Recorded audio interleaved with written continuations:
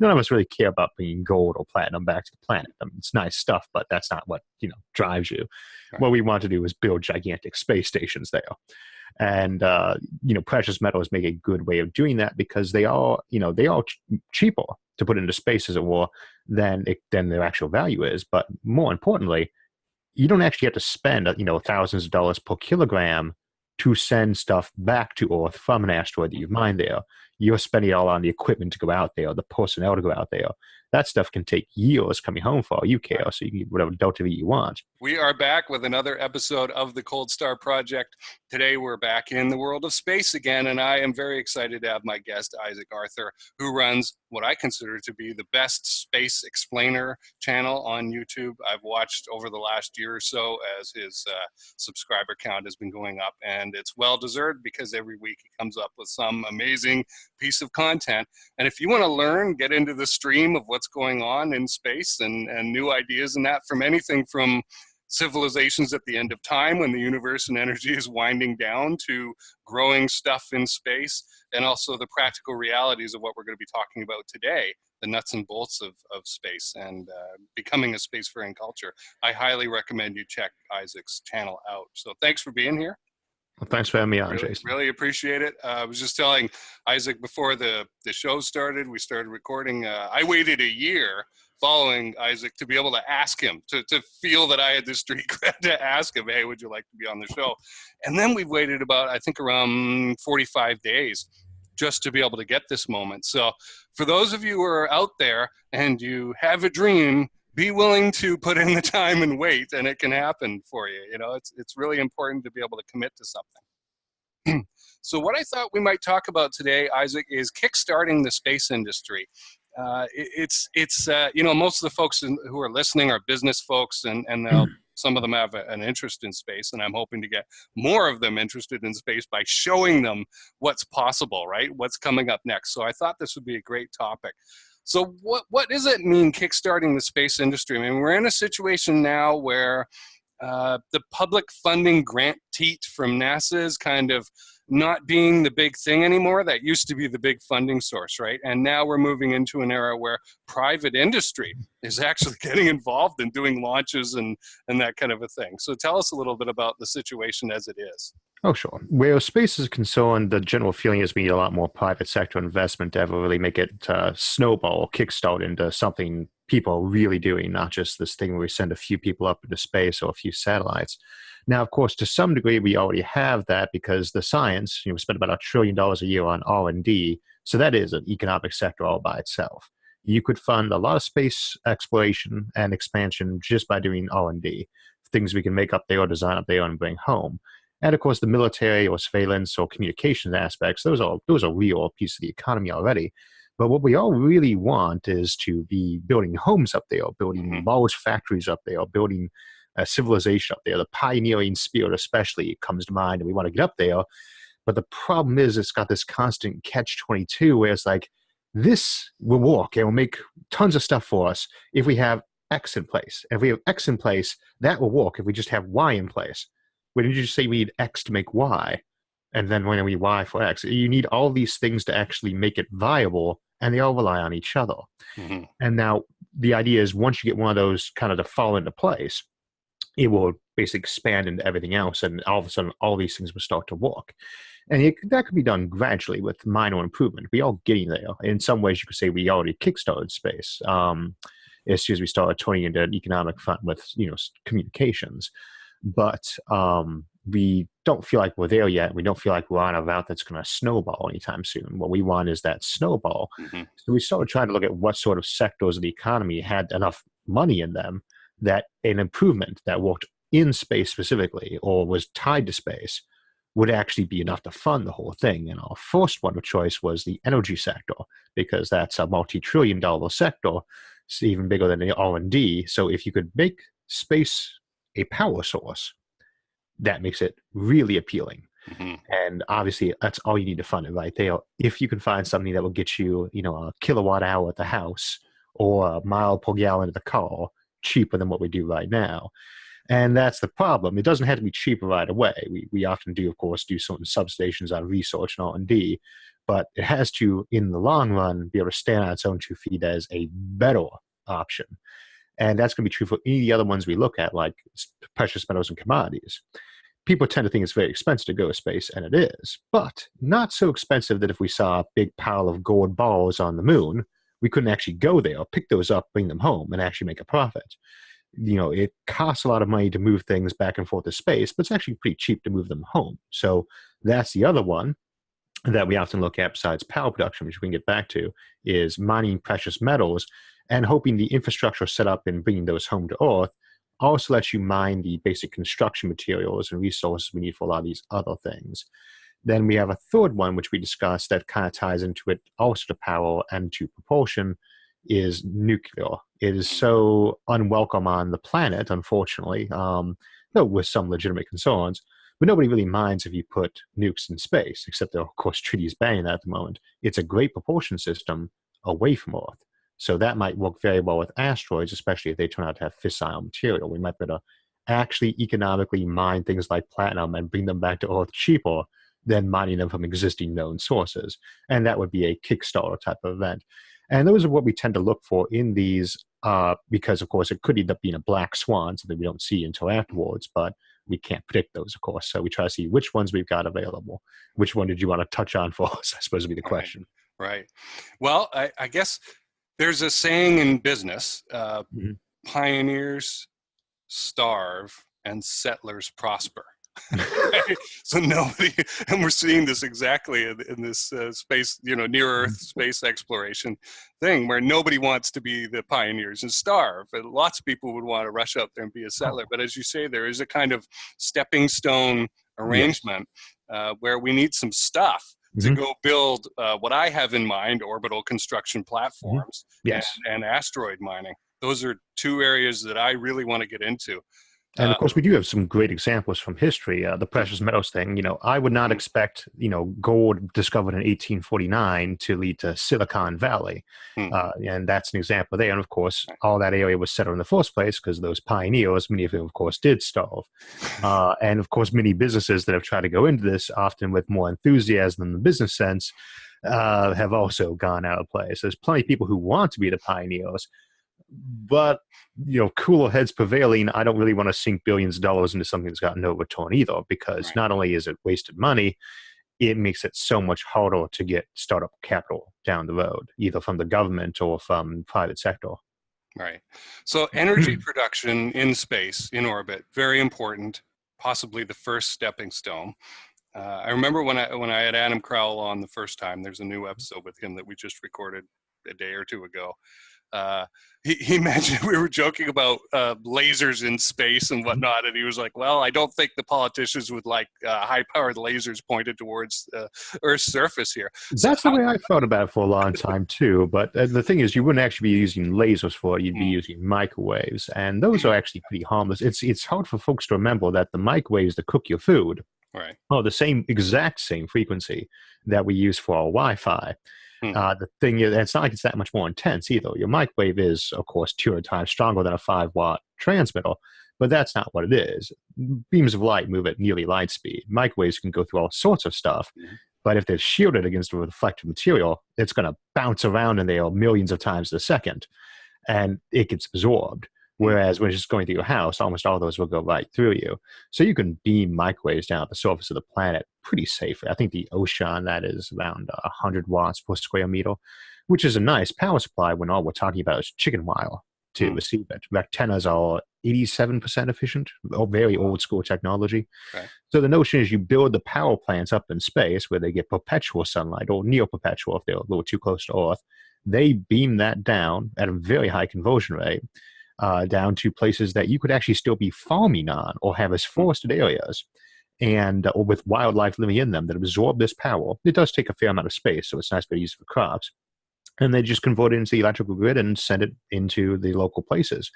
And because if you're getting the power from satellites, they can bounce it around to wherever it needs it. Those will go through clouds in most cases, and you're always going to have an angle so you can shoot to people at nighttime, or you can shoot to who has a power need right now. So you could have thousands of satellites that will basically auction their power off constantly, and that's a market, And the nicest thing about it all is The hardest thing about making these is the raw materials to get them up there, but they're all the kind of cheap stuff that's easy to refine on someplace like the moon. Hmm. It doesn't require all that high technology to melt down some aluminum, shine it up like a meal, and bounce it onto a much lighter and cheaper collector. So power satellites, relatively safe, very easy technology, not quite to the point where we could be launching them by any means. And of course, the best way would be to build them on the moon or source most of the material from the moon with a knock-on effect to industry there. But that one, I used to think it was a horrible idea to beam power to the planet. But the more I looked into it, the more it actually seems like the best candidate for actually kickstarting space, because it gives you all the advantages of solar without all the downsides of bad weather, which there isn't in space, darkness, none of that in space, and lots of land usage, which, solar, if you use a lot of it, is going to take up a lot of your good real estate you could probably do other things with. Except, of course, in deserts, but no one lives near a desert, and power still has to be moved. Right. So why aren't people doing it now then, if it's such a straightforward and good idea? Always the question on that. Well, it actually has been looked at a lot in a very serious fashion too. It's not a strictly sci-fi thing. Lots of papers on this. We've already started doing basic R&D and prototyping and stuff like this up on the space station. We installed those solar arrays, but we have that problem that launch costs were too high. We don't really have the automation to be doing this stuff on the moon yet. So this is not something you can do in the next couple of years by any means, right? But we need the automation to be able to mass produce the stuff on the moon in terms of the core heavy materials, not so much the critical components. And we need to be able to get the launch costs down on Earth, or get the launch costs so low we could build them down on Earth. Mm-hmm. Ideally, you want to be doing most of your raw materials from the moon if possible, of course. Right. And those launch costs have been coming down. Now, you would have to R&D and prototype the actual power satellites. There's, I don't want to say that we could just throw that out tomorrow, but that is very basic technology. It's like designing a new smartphone at this point, not so much designing a smartphone in the first place. The key thing is, what's that critical cost point? What's the tipping point that actually says, now we could actually launch these into space? And, or we could build these in space, whichever one comes first. So do launch costs keep dumbing down? Does power costs keep rising? Or do we get really good with automation? And of course, that can have a secondary effect too, because you get really good with automation. You don't actually need to build a lot of these things on the moon, because we do have a lot of space on Earth not being used. And if we can build really cheap solar panels, then we don't actually need another power source, Or if somebody makes really good batteries, that's another one of those examples of a really good technology that might actually hurt the development of another one. We want better batteries, but they might actually make certain types of technology on the planet much too easy, as it were, thus rendering the space ones a little bit redundant, in which case you need a new Kickstarter. Obviously, if we get better batteries, that's the best thing for us, but it might slow progress down on that front or make that particular option not viable. Okay. There are things I like a lot about it, because you're let's say you do create a factory on the moon, right? Mm-hmm. Plan to do this. You're actually creating a money producing asset as well while you're doing this. It's not let's gamble on this and hope that it pays off. Yeah. You are actually creating something that feeds back into the economy, your business, right? So I like that a lot. Let's move to asteroid mining. Which is my favorite topic. Those who know me a little bit know that when I was 16, I had a vision of myself running an asteroid mining company. And I shared this with people and was immediately told by somebody, well, that's fantasy. And that hurt my feelings. That kind of thing can shut you down, and it shut me down for years. And then I was looking around one day not too long ago and saw that there were two very large, very real, well-funded companies doing, heading in this direction, right? Doing asteroid mining. And so at that point I was like, maybe my high school fantasy days can be revisited here with a big chunk of reality. Why don't I find out more about that, right?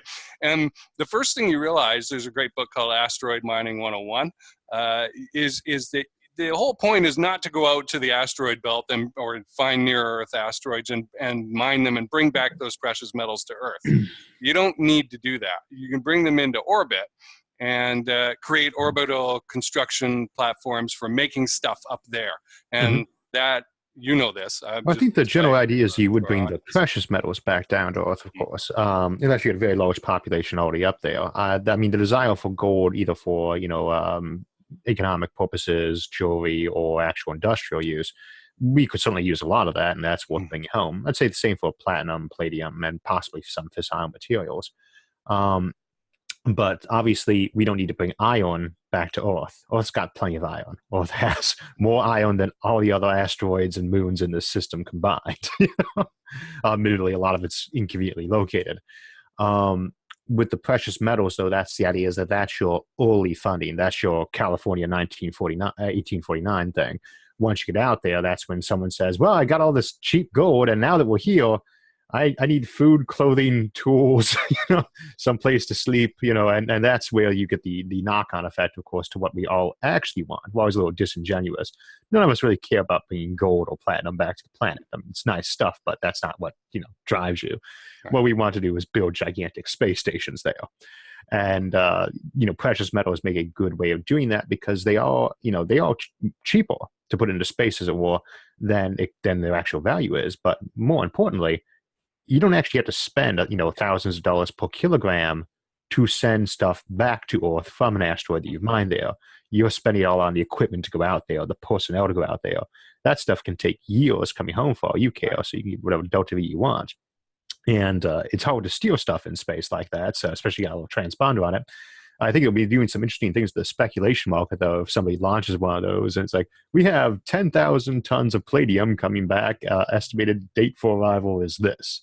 What's that do to the markets? Although I think people really the markets are not that fragile. The commodity markets certainly are temperamental, but some of you would say, well, we could dump 1,000 tons of gold on the market and say there's a lot more than that on the market. It was like 300,000 tons a year we mine right now. And that's new added gold. Although don't quote me on that figure.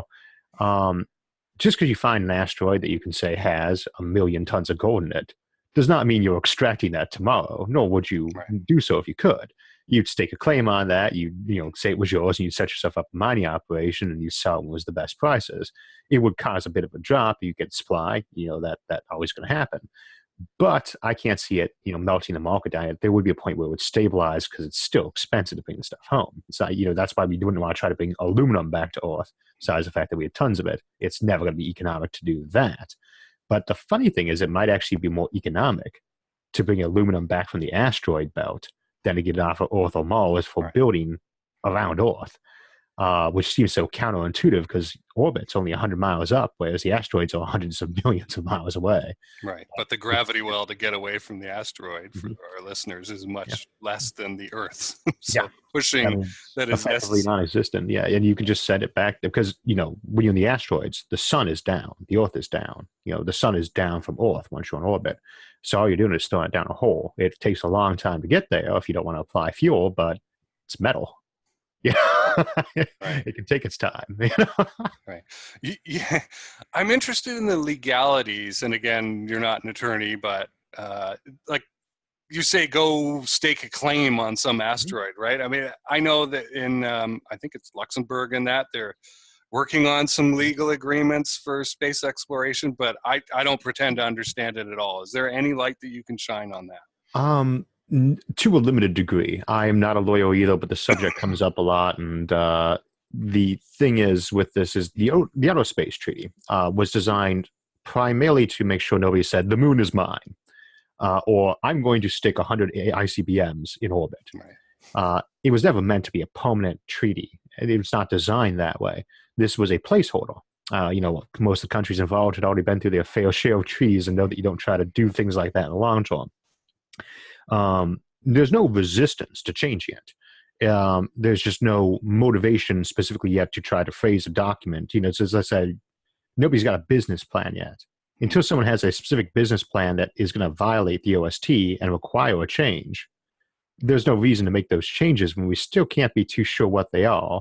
And then you drag, tons of diplomats together and go through all sorts of parliaments and congresses to get a change, only to find out that it was the wrong one, and now you set a bunch of precedents.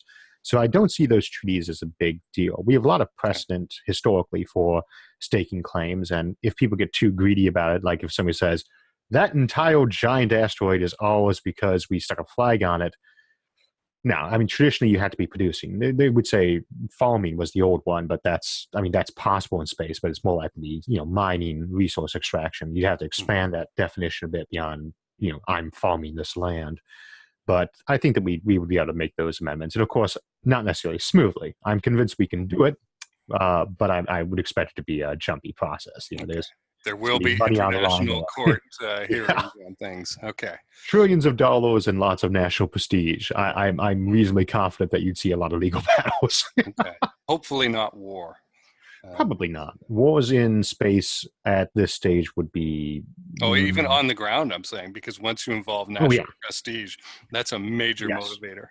I mean, we do set out the same basic, a MAD policy of mutually assured destruction, and it's even more so once you start putting stuff into space. There's no Mhm. such thing as an unarmed spaceship, just because they all carry around nuclear levels of power, even if they have non-nuclear power sources. Right.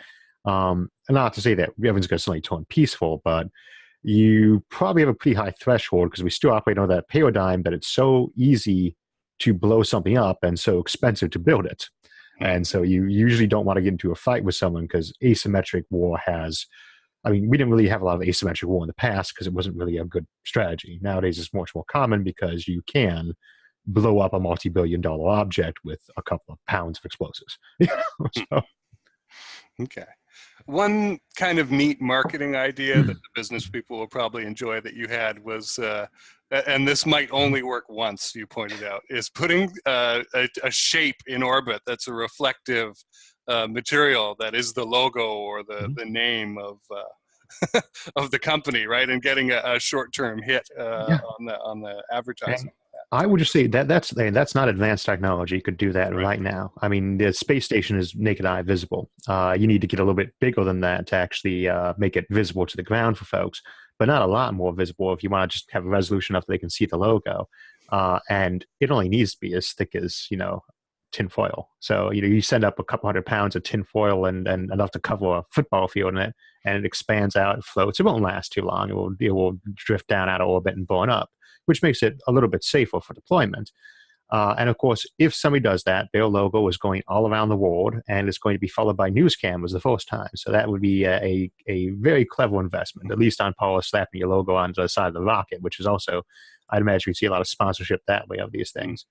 But the funny thing is that could actually have a longer presence because one of the only ways we can really come up with that looks like it can reliably control the weather is solar shades and mirrors. Mm. And those would be things you'd want to deploy very temporarily.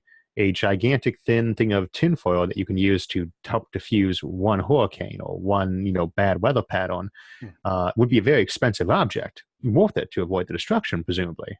But I certainly wouldn't mind having my corporate logo be the shape of the mirror that was doing that. That might be worth the cost alone, but certainly to be a sponsor of the anti-Katrina shade 2019 or something, Right. Well, I can Um, see the insurance companies paying for something like that right. rather than paying out millions and millions of people or hundreds of Yeah. thousands of people. And this is interestingly not a space or launch technology issue. Putting one up is very easy. It's what do you do with it to put it in the right place. So this is not reliant on improvements in space technology. It's relying on improvements in weather modeling. We get better at weather modeling because right now we could shine a beam down on a hurricane, but we wouldn't know where to put it to diffuse it, ideally.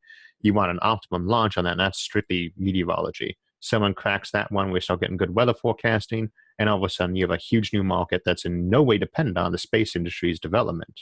That can you say we need to buy a pod that's going to launch 50 tons of mirror into space at this location, Hmm. and there's really not that much sophistication to a process like that in terms of device. It's just a big mirror or a shade. So Maybe I should get into that business. yeah. Now that of course would be all entirely dependent on weather modeling, which it Right. doesn't get kicked around much as as an investment area. I mean, I'm not really sure what the progress on that is. It's a lot of chaos in trying to model that, but that would obviously be a very big thing to in terms of its impact. Not sure about its profitability, of course, because weather modeling is probably not something you can market very well, but certainly the impact of it on the Hmm. economy would be huge, staggering. So Yeah. Huh. Well, I'll have to look into that. One of the other kickstarting things that is actually happening right now is the funding of small satellites, and whole fleets of these are going to be thrown up into orbit. And what they are small telescopes. And the whole point there is to inventory all these near-Earth asteroids and see what have we got, and do the spectrometer analysis and find out chemically, organically, what's in there, right? Mhm. And make an inventory of what we should go get first, right? You know, there's a hey, this asteroid's worth X amount, and this one's worth 10x. Let's go after that one first. Yeah. And so this is actually happening. But you've talked also about space-based telescopes, larger items, maybe on the far side of the moon or something like that. How are these affecting that Kickstarter idea? They have, I mean, as with a lot of these things, we say, well, what's economically productive? And obviously, Silicon Valley is economically productive, and that was all done off of resource. They didn't actually produce that much of tangible goods. There's a lot of money to be had in R&D that people are willing to invest in. It's hard, though, for me to see anybody saying, I want to, invest in a giant telescope on the backside of the moon. But it is easy to see the scientific community getting the governments to pay for that, and once it's there, then it needs, to be built, and someone gets to make money on that, and it needs facilities around it. And of course, it becomes cheaper to operate a facility nearby. If I want to build a mining station nearby, it's cheaper now because that telescope's there, unless they run me off because I'm making noise. So that is an example of how, and obviously, an effect like that, you've got a little telescope there, and now there's an economy built around it because it's cheaper to do unrelated things even there. Hmm. But with the telescopes, that I would say is more in the zone of, just general scientific knowledge. It would probably have advantages down the road. We've tended to see those, but I wouldn't see any immediate advantage to that. Oh, that's a possible Kickstarter, ironically enough, not economically, but in the sense that if we suddenly build up, we get a weird signal tomorrow from an alien source, or some concern about something coming towards us like an asteroid that might hit the planet. Those are excuses to go build huge telescopes or huge weapon platforms up there in a hurry. And then when you've got all that, rapidly assembled equipment in place, that's you've thrown trillions of dollars of putting together quickly, it's just sitting there not doing anything now that the crisis is done. And, now you have that economy basically forced into place there, and people are going to have to find ways to take advantage of that. So that is a way you could get a Kickstarter event. We suddenly have to do it, and now all the infrastructure is in place, as well as all the jobs to make that infrastructure. So, okay, let's finish up here.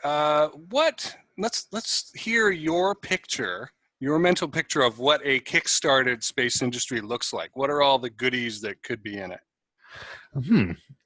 Power satellites, again, is probably my best bet on that. Asteroid mining with nuclear or atomic drives would hopefully also improve our safety for using those on Earth and get people more comfortable with it. Probably a lot of aluminum production off the moon, because you have a very cheap source of electricity there, which is the big bottleneck there. It would be seasonal as well, every 2 weeks, but you produce heavily during that time. And that could actually potentially be something where it might be cheaper to throw it back down to Earth, but I'd imagine even then you'd be beaming power down to aluminum plants. And then from there, you'd start seeing those secondary things like space hotels. Those might start beforehand because there's a small luxury market for it, but you could start getting a big development of permanent or long-term, temporary residences up there. And that is when you start seeing more of an economic effect coming on around those. But I think that you would probably see at least one or two large rotating space stations to simulate gravity once you get one of these Kickstarters up there for the maintenance teams, for the long-term science groups, for the miners coming back and forth. And and when we have those, it also starts to give us the ability to tell what kind of medical knowledge we need to deal with low gravity in a good way. So I would suspect that whichever one comes of these various Kickstarters, and it's quite likely to be a black swan, although I'll say I predicted in advance, and regardless, I'm sure. I am quite sure that whatever it is, or whatever they are, it will be accompanied by a relatively large rotating space station. Probably not one of the big O'Neills to begin with, like Gateway's been putting together, one of the more modest ones. And I would think that we'll see something like that get built inside the next 30 years, just because things will fall into place. We got the technology for it. Is there a need? And thus far, there hasn't been much of a need for a rotating section for any of these things. Awesome. So that's the semi-complete picture. There will be more going on, and also just being out there and having this stuff will enable us to come up with new horizons. Right, you'll see farther, and come up with new goals after that.